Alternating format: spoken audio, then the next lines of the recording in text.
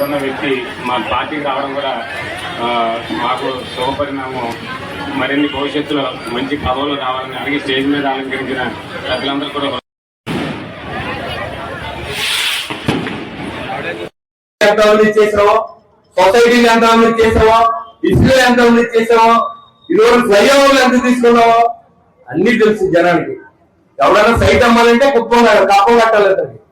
కే tax అతను నా గురించి చెప్తున్నాడు, బీ ట్యాక్స్ అంట, ఇంకో ట్యాక్స్ అంట. ఏ చెప్పను ఎవరన్నా, నువ్వు వాళ్ళతో కుక్కలు మురుగుతూ ఉంటాయి.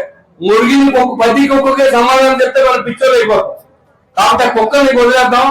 ఏదైనా ఉంటే మంచి కోసం నా దగ్గర రండి. నేను ఎప్పుడు నా తలుపులు తీసే ఉంటాయి. మీ కష్టాల్లో నేను ఉంటాను, మీకు కన్నీళ్ళలో నేను ఉంటాను. మీ ఇంటికి అదే పెద్ద కొడుకుగా ఉంటానని చెప్పాను, ఉంటాను ఖచ్చితంగా. మీకు ఏ కష్టం అవుతున్నా మీతో ఉంటానని చెప్పి తెలియజేసుకుంటూ, ఈ రోజు సీఎం రిలీఫ్ ఫండ్ చెక్కులు ఎన్ని ఇచ్చావో చెప్పాలి. గడిచిన 5 సంవత్సరాలు ఎన్ని ఇచ్చావో చెప్పాలి. నేను ఈ రోజు 2,45,00,000 చెక్కులు తయారు నేను గెలిచిన తర్వాత నేను చెప్పుకుంటే ఉన్నాయి, నువ్వు చెప్పుకుంటే ఉన్నాను అడుగుతా ఉన్నా. మళ్ళీ ప్రెస్ మీట్లు పెట్టి నువ్వేం వాగినా చాలా మంది ఈ రోజు మాట్లాడతా సిద్ధంగా ఉన్నారు. నేను అనవసరంగా ప్రెస్ మీట్లు పెట్టడం, రెచ్చగొట్టడం, పోలీసులతో కేసులు పెట్టించే అలవాటు నాకు లేదు. ఎందుకంటే ఈ రోజు వైసీపీలో చాలా మంది ఉన్నారు. ఇప్పుడు వైసీపీ నుంచి వచ్చారు. నేను ఏ రోజు పోలీసులు చెప్పి వాళ్ళ మీద కేసు కట్టమలేదు, కొట్టమలేదు.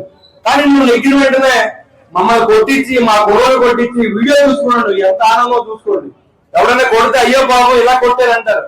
కానీ ఆయన ఇంటికాడ సీఐ కొట్టమని చెప్పి నువ్వు కొట్టే చూడాలి, వీడియో పెట్టమన్నాడు.